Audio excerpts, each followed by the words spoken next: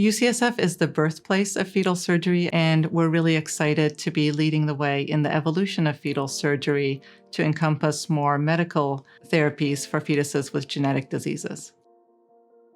We tested the idea of giving this medication before birth in mice. And when it worked very well, we were able to get permission from the FDA to conduct a clinical trial in 10 patients with similar metabolic conditions.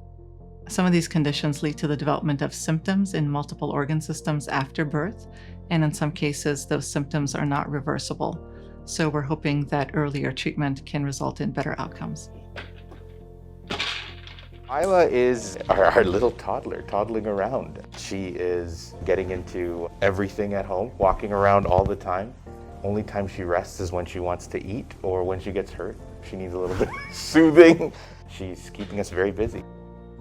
Isla has Pompe disease, which is a genetic disorder. It affects her muscles all over her body. Hey.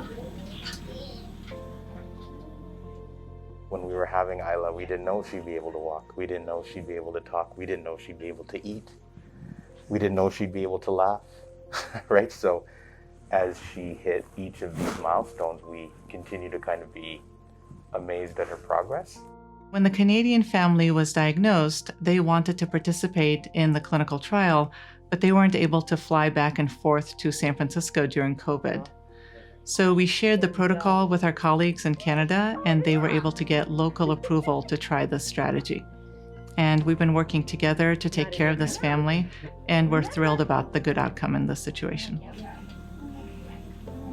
When we give the enzyme before birth, it can more easily get into the brain before the blood-brain barrier has closed.